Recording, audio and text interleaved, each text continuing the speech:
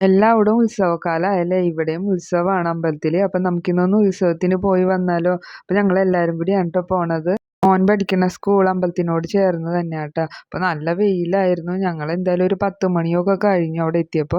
അപ്പൊ രാവിലത്തെ ഉത്സവം ഏകദേശം കഴിയാറായി. ഇനി ഓരോ ദേവിമാരുടെ മുമ്പില് നിന്നിട്ട് ഒരു ഉത്സവമുണ്ട്.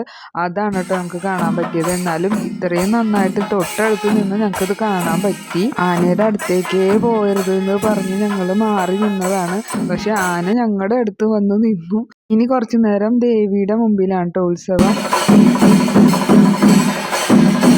പിന്നെ കുറച്ചു നേരം ഞങ്ങൾ ഇതുപോലെ ഇവിടെ നിന്നു. കാരണം ആനയൂട്ട് ഉണ്ടായിരുന്നു. അപ്പോൾ ആനയൂട്ട് കാണാമെന്ന് വിചാരിച്ചിട്ടാണ് ട്ടോ നിന്നത്.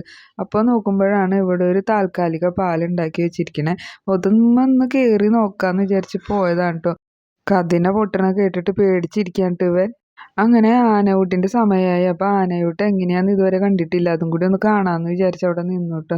സത്യമായിട്ട് ഇതൊന്നും കാണാൻ പറ്റുമെന്നോ അല്ലെങ്കിൽ കാണുന്നൊന്നും വിചാരിച്ചിട്ടല്ല പോയത്. ഒന്നാമത് ആനേനെ ഇത്തിരി പേടിയുള്ള കൂട്ടത്തിലാണ്. എന്നാൽ തൊട്ടടുത്ത് പോയി നിന്നാണ് ട്ടോ ഞാൻ ഈ വീഡിയോ എടുക്കണേ. അപ്പോൾ എല്ലാവരും ഇതുപോലെ ആനയ്ക്ക് ഓരോ ഭക്ഷണമൊക്കെ കൊടുത്തു. ഞങ്ങൾ കൊടുക്കാൻ നിന്നില്ല, ഇത്തിരി പേടിയുള്ളതുകൊണ്ട്.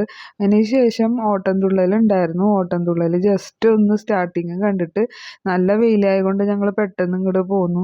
അപ്പോൾ തോന്നി ഒരു ഐസ്ക്രീം കഴിക്കാമെന്ന്. അങ്ങനെ ഐസ്ക്രീം കഴിക്കാൻ വേണ്ടിയിട്ട് പോയി. കച്ചവടക്കാരൊക്കെ ഇപ്രാവശ്യം വളരെ കുറവാണ് ട്ടോ. അപ്പോൾ എനിക്ക് ഓർമ്മ വന്നത് പണ്ടത്തെ കാര്യമാണ്. ഉത്സവത്തിന് വന്നു കഴിഞ്ഞാൽ എന്തെങ്കിലുമൊക്കെ മേടിച്ചിട്ടേ പോരുള്ളൂ. അങ്ങനെ ഞങ്ങളതൊക്കെ കഴിഞ്ഞിട്ട് ഇങ്ങോട്ട് വീട്ടിലോട്ട് പോന്നു ട്ടോ.